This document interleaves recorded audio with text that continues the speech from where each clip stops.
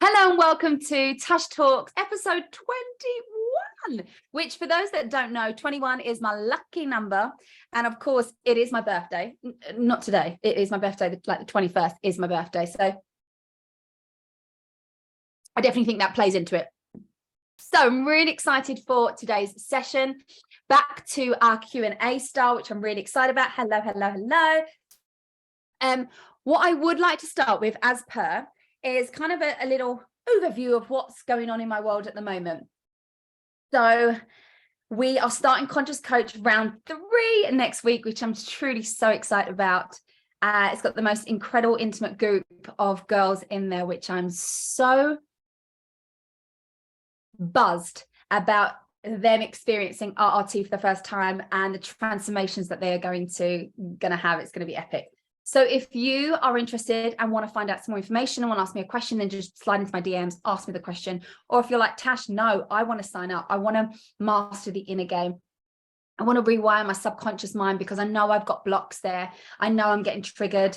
I want to have neutrality around money. I want to have unshakable, unwavering confidence in myself, knowing that I'm enough, not because of the money I make or the clients that I have, like truly innately knowing it. And Conscious Coach is your vibe. It's definitely for you. So just send me a DM with the word coach and I will get that link over to you. Right, let's get started. But before we do, just going to shut the door, so we don't have Penelope coming in. She does love to come on Mummy's Lives. So we're going to kick off with question 1. How do you stay so cool in this heat? I don't. How do you stay so motivated when you're learning something new? Clearing my chakra. It always happens on these calls, doesn't it? You ready for some truth bombs? I've got this song in my head, and it was something I was talking about in the tribe call this morning about music. So I've got Beyonce's song, Honey, should cost $1 billion to look this good. I was literally jamming to that just before I press play, because I can't press play because Facebook doesn't love music. So anyway, okay. How do you stay motivated when you're learning something new, but you know that it will take ages before it will finally get completed? It makes me not want to start. Okay, great question to kick off with. Well, firstly, what I would suggest you do is focus on the desire of the outcome. Like, why are you doing this thing? You don't mention what this something is. But like, for example, if I think about when I started my accreditation for becoming a coach, I wasn't looking at the process, how hard it was going to be. I was looking at, wow, I'm going to be full of so much knowledge about how to help people transform their lives. How incredible is that? When I think about Spanish, and this still comes up for me so much because in my own head, I see the goal as quite far away. That's how I see it in my head. It's not absolutely the truth, but that's how I see it. So instead of seeing it as, okay, well, I do a few lessons, I do a course, then boom, I'm fluent in Spanish and I'm that badass Spanish Queen of the South vibe.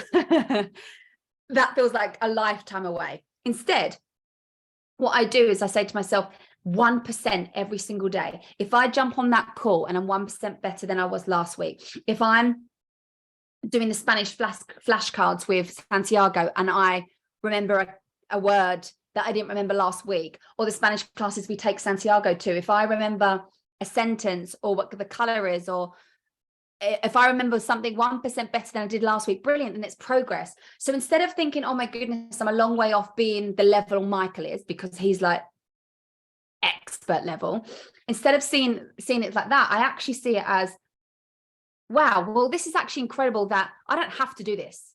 So whatever that something is that you're doing, you don't actually have to do it. No one's put a gun to your head to say you have absolutely got to do it. If you don't do this, you'll die. So whether it's start the business, scale the business, learn a different modality within your business, learn a skill, hire a team member, learn a language, start a new business, all of these things, you're going to be like, everyone is a freaking beginner at everything and anything when they first start. Think about motherhood. I was a beginner. I mean, I feel like motherhood is always like the end goal is always kind of getting pushed. There is no end, like there is no end destination. Okay. As a mother, you're just 1% better than I was yesterday. Brilliant. Smashing it. Some days I'm not so 1% better, and some days I am. So I feel like just release off the pressure of, oh my God, my goodness, it's going to be this length of time before it's completed. And rather than, what if you're able to enjoy the process? Because I see so many entrepreneurs with this mindset that it will take me so long to get to money goal, whatever that may be, 6 figures, multi 6, 7, 8. It's going to take me so long. And every part of me goes, will it? Firstly, I want to challenge that. Will it? And secondly, what does it matter about how long it takes you? Like, are we in a race? Is it a race to see the first person that gets 6 figures? Because if it is, then you've lost the race. Is it a race between you and a competitor? Is it a race between you and your best bestie? Like, what is this? Like, what if you just widen the context and we're like, I'm on my own journey, my own goals. And I know I'm going to get there, however long it takes me. I feel like it could change the way you approach this, whatever this thing is, this thing that you're learning. I feel like it could absolutely change. And also you could then become better at learning at it. As soon as I got out of my own head in regards to, this is really hard. Why does there have to be 7 different things for one word? How does an item, is it he or a she? What? It's an item. Why is this so hard compared to like English?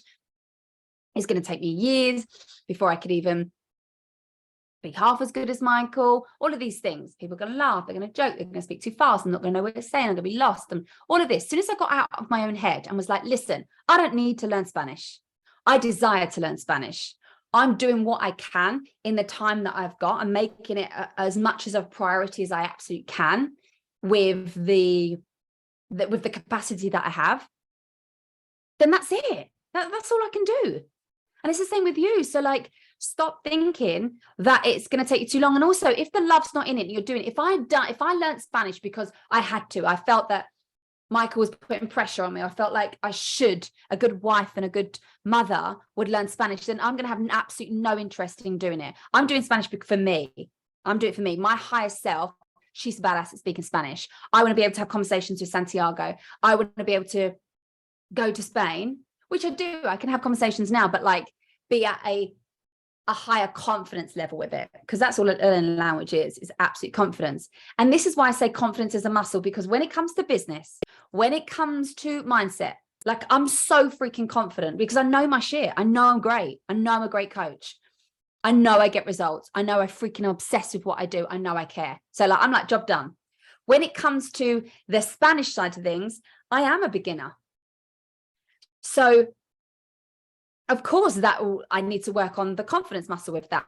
But what's really interesting is, even as the badass I am in business, my confidence got knocked when I had Santiago, because I'm like, how do I boss it as being a mum and boss it in business? My confidence had to then grow when I learned new modalities. Last year, when I learned RRT, I was a beginner. I wasn't the expert. I was far from it. And I think the way I see things is, in my business, when I'm learning new things, when I'm experiencing new things, I take it as like the beginner lens. How exciting is that I'm always learning something new? Yes, I'm amazing and an expert in what I know, but I'm also a beginner in my business because I'm always open to learning. I'm always wanting to learn more from my coach, from the courses I'm in, the programs I'm in, the live events that I go to, the modalities that I can extend and expand on. Like, I want to be the beginner. So I feel like it's just a reframe, really. It's just a reframe. Hello, everyone that's jumping on. Hello, my gorgeous people.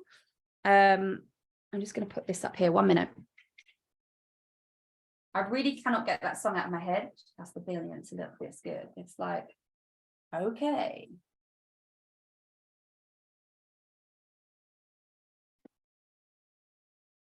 1 minute, guys.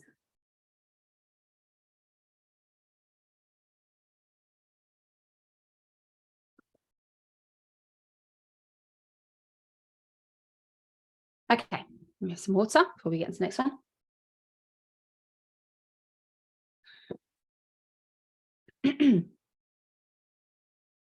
How do you attract in high caliber clients? Wow. I feel like I get asked this a lot. So we're going to dig into this. And it's interesting what I'm going to say, because I don't know if it's what you're going to want to hear. I think you're going to want me to say, here's the strategy, do this by the letter, and you will absolutely attract in high clients. I think that's what you're going to want me to say. And it's not what I'm going to say. What I want you to do is I want you to get a mirror, and I want you to face that mirror up to yourself. And that is the work we're going to do. And let me explain to you why. You have to mirror what it is that you desire from your ideal clients. So you want these high caliber clients, okay? Firstly, what I would say to you is define high caliber clients. Do you mean as in the price point? Do you mean they're self-led? Do you mean they're ambitious, they're go-getting? Are they at a certain level in business? Like, you have to get really crystal clear on what your definition is of high caliber clients, because they can be very, very different to everybody. Okay. So for me, my high caliber clients are self-led. They come, they're ambitious, they're go-getting, they want to do the work, they're hungry, they're already, working in their business, they're hungry for that next level, and they want to do the inner and the external work to get them there. They want to blend the soul with the strategy. They are committed to this. They really are wanting to work on themselves to be able to be that new identity. They're committed. They go all in. They do what they say they're going to do, right? So what is your definition of a high caliber client? Second thing is, are you mirroring that? So let's say you're saying, my definition of a high caliber client is someone that takes freaking action. Is someone that pays in full. She's self-led. I would say to you, do you do this? Do you take action? Are you self-led? Are you a painful type of client? And while I don't back the idea that you need to spend 100K to make 100K, I don't think that. That's not what I think. Have I spent that? Yeah. But that's not what I'm saying you have to do in order for you to achieve this. What I'm saying is the level of understanding. How can you understand where your high caliber client is coming into your world if you're saying about being self-led and you're not? If you're saying you've got to match those big, bold moves, if you want to do this, you've got to be an energetic match. So like, pay in full, go all in, be bold, be consistent, and then you're not. How can you match that energy? I truly believe that everything that I experienced last year was so that I could match this energy for my clients. So when they come to me and they're saying, Tash, this is how I'm feeling, this is definitely like the inner, it's not strategy. I'm like, I got you. I have got you, girl. I know exactly where you are right now, and I know exactly how to help you.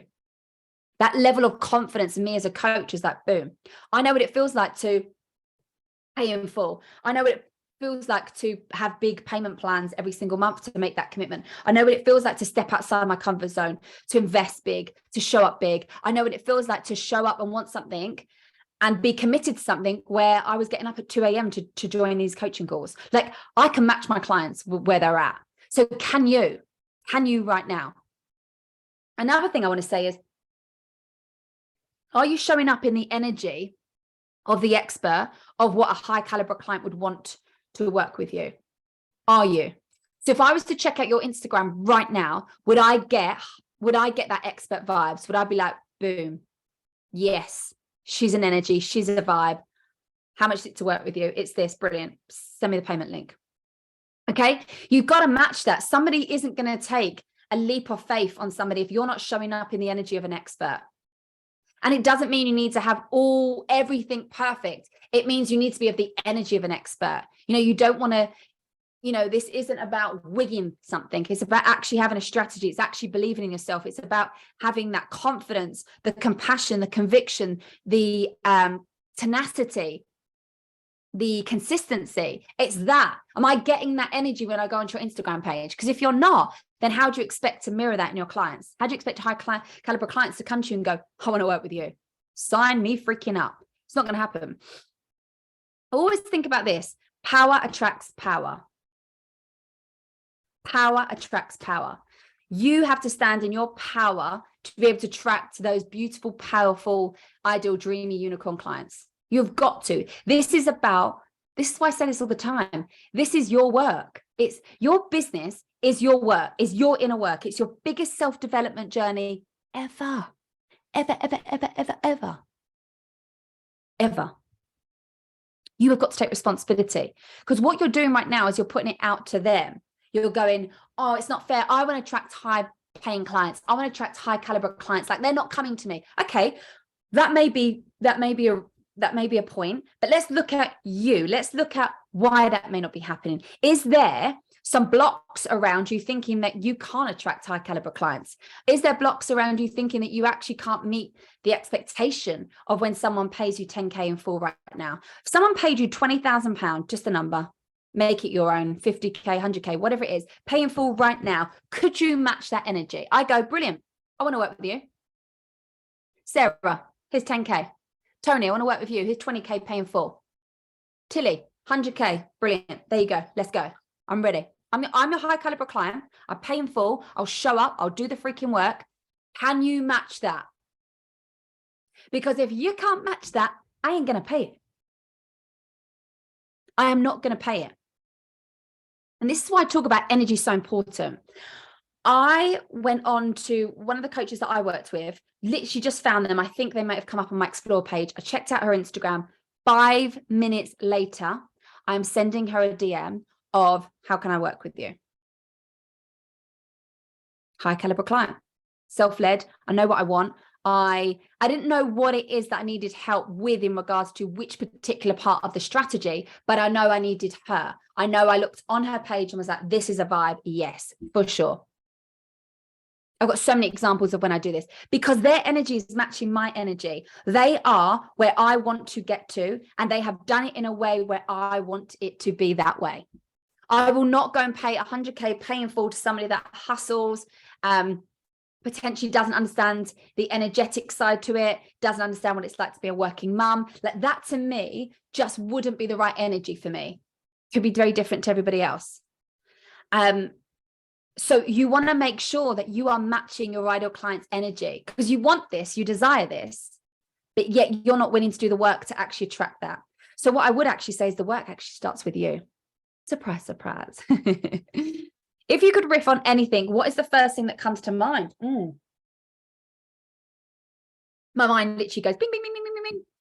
Okay, first thing that comes to my mind, just say it, Tash. Okay, do you love what you do? Oh, this feels like a game show. Feels like a game show. Okay, I would say, I could ask you, do you love what you do? And you go, absolutely. Natasha, like, I love what I do. And I'm like, okay. Do you love what you do? Can you still hold that love, that excitement, that interest, the consistency, the commitment? Can you still hold all of that when the clients are not signing up, when you didn't make a sale today, when your launch didn't sell out, when you had an intention to make X amount this month and you're nowhere near it? Do you still love what you do then? Oh, mic freaking drop. It's very easy, very, very easy to love what we do when everything is going great. When everything is going great, it's easy to love it. Of course it is. You're like, I show up, I get paid, I sell out my launches, it's all a vibe, I show up, I just talk, I just did it. Yeah. What happens when that isn't happening and a team member leaves, or people default on their payments, or a client ghosts you, or a client isn't doing their part of the work, or life is just getting really busy and really overwhelming, or you didn't sell out your launch, you didn't make the money you thought you were going to make that day, that week, that month, that year? Do you still really love what you do? That's the question. And I can honestly, hand on heart, say abso-freaking-lutely. Why? Because I've rode every one of those waves. I have been on that roller coaster many, many times.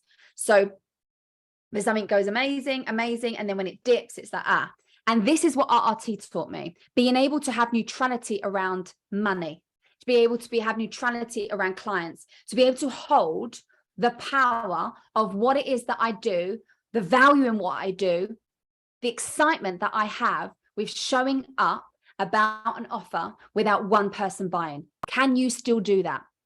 Another great example that's not business is relationships. Can you? It's really easy. The relationship is amazing when you're in love, isn't it? You're like, oh my God, everything's amazing. He takes me out. We have amazing times together. He buys me presents. He whispers sweet nothings in my ear. He's so supportive. Both our like business lives are going amazing. Like everything's just amazing. It's just so easy and so happy. Yeah. What happens when it's not so and you get twisted? You get dealt a really difficult set of cards. It's not so easy to be happy and in love then. But that's the real work. That's when you truly know you absolutely love someone. Not when the times are just great, but can you still hold that love and that compassion, that interest and that excitement and that admiration and respect for that person when something in your personal life has just gone? Maybe you're dealing with grief. Can you still hold that then? Can you still hold that when they're going through a really hard time and not being a very kind person to you? Can you still hold that then? When you're already stressed at work and you've lost your patience, can you still hold that love then? This is the work. This is the freaking work. Like, I feel like this is my mission to like preach about this, right? Because it's really easy when it's easy, but that's where tenacity comes in, commitment, consistency. That's where that comes in. And that is why people thrive in their business, because they ride those waves and they make those waves not mean anything. Going onto your online bank account, does it trigger the out of you? What if you've been through RRT, been through conscious coaching me? No, you'll have neutrality. It's, can you hold the big cash months as well as can you hold the months where they're not the big cash months? Can you go from a 100K month down to a 10K month and still know that you're a badass, still know that you are worthy and you're enough? Can you? Can you hold it when you sell out your launch? You're like, that was so easy. And then you launch it again or you launch something else and nobody signs up. Can you still hold the excitement, the interest? Can you still speak about it from your heart and your passion? Can you? So this is the work. Being able to have the neutrality around that, to have a regulated nervous system so you're not being spiked every time someone buys. Brilliant, I'm amazing. Oh my goodness, no wonder. Oh, someone just paid in full. Oh, no, right? Don't you want to have that regulated? Don't you want to have the neutrality? Don't you want to have these triggers that completely and utterly send you into a mind? Like, don't you want that? That's what this work is. That's why I say that this is my mission. It's my message. It's my passion. It's why I was born to do this. And I want to help you have this regulation in your nervous system. I want you to have this neutrality and clearance and have the clarity and be able to activate joy and energy and logic and intuition and be able to do what you absolutely love to do without it being for the external validation. That's what I want. I want you to feel truly and utterly enough just in yourself. Amen to that. Can you define what wealth means to you? Yes. What does wealth mean to me? Wealth means to me choices. It means having options. To me, I work 3 days a week. I spend 2 days in the week with my son, 2 full days with my son and my nephew and my mum and my sisters, come and go when they're not working. That is success to me. That's wealth. Yesterday, for example, I spent the whole day in our back garden in the pool, playing around with Santiago, painting, having snacks. That's wealth. That's success to me. Having support in all areas of my life, in business and personal, being able to be with my son, pick him up, do the drop-offs. For example, if they have an arts and crafts day and mums and dads can go, I can go. Being able to have private healthcare to be able to support my back, not seeing things like massages as luxuries and actually just essentials of like what I want. Travel when I desire, when I want to go away. I've got to wait for the school holidays, or I've got to wait for this. A funny one, but true. Like, to me, wealth really is being able to go to the toilet whenever I want to, because I remember when that was not the case and I had to ask permission to go to the toilet when I was modeling. That to me is definitely one of them. Going to the shops and not looking at prices of how much the milk's going to cost me, how much oat milk's gone, those types of things, being able to invest into a second business, do what I freaking love to do every single day whilst feeling regulated and having neutrality around this. Like, that to me is wealth. So that's why I say it's never about the number, because that number could look very different. For example, I said support in all areas of my life. For somebody else, that could mean £1,000 a month. Someone else, that could be 10K a month. To somebody else, that could be 100K a month, the support. So it's never about the number. It's about what you, how do you explain wealth? How do you explain your success? Like, what is it? To me, it's freedom. It's freedom to do what I want, when I want, with whom I want. Okay. So no, I don't have a private jet or a yacht or a second home in Spain yet. No, don't have them just yet. Right. Don't really want a private jet and yacht. Don't know. It's not really on my vision board. Don't know. I don't have a true desire, but that may change. My point is this. I feel the wealth now already. Like, we all think that we've got to wait into these big milestones because that's wealth, that's wealthy. But I've worked with clients before that are making 7 figures and feel trapped in their business. They feel like their business runs them. Whereas I have other clients that are, growing beautifully up to 6 figures, and they have so much freedom. They're doing what they love to do. They don't feel they are tied to the desk. They don't feel like they've got to spend so much time managing a team of 30, right? They're doing what they freaking love to do. That's success. That is wealth. Being able to go out for dinner and not have to think, oh, this has got to be a treat, or, midweek dinners, or like if I fancy food at Cook or Waitrose, then that's where I want to go. Or if I fancy, my favorite wines from Aldi's, right? So and if I want to buy 10 bottles, I can. I'm not, this is the true wealth, being able to just go outside right now and just like stop the live and go, I'm going to go outside and just have a beautiful walk or sit in my garden. Or, do you know what, guys, I'm going to do Tash Talk live from my garden, or I'm going to London later to a spa. So like, that is wealth. Wealth is a feeling. So take anything from this. It's wealth is a feeling. Get it out of your head that it's a number. It's not. It's a true feeling. And I feel wealthy as fuck in myself, in how I show up, who I am, how I can speak my truth, how I can go against the grain and not do what everyone else is doing if I don't want to. So what does wealth actually mean to you? How do you define your success? And what if you were to get up out of and listen, I'm not saying, if you want to go and buy Louboutins or a Hermes or, a beautiful designer bag, shoes, car, whatever, then but it's not the car. It's the wealth is the feeling. It's the feeling of, oh my goodness, I want to go into Range Rover and upgrade my car. It's the feeling. Does that make sense? It's you getting into that car going, I feel so supported by my car. Having a bad back, having heated seats is just an absolute game changer. Obviously not in this heat wave at the moment, but having aircon, those types of things. It's the feeling. Okay. So that's what wealth is to me. I hope that answered your question. What is your favorite offer that you currently offer? Oh, well, that is a hard question. It's kind of like getting me to choose between all my babies, but I would say Conscious Coach. I definitely say Conscious Coach. Conscious Coach was definitely a download from God, source, higher self, freaking universe, the moon, the stars, anything. It was a download. It was a beautiful gift from a very hard lessons that I get to now share with you. So it's definitely my favorite. How do you get over the fear of failure?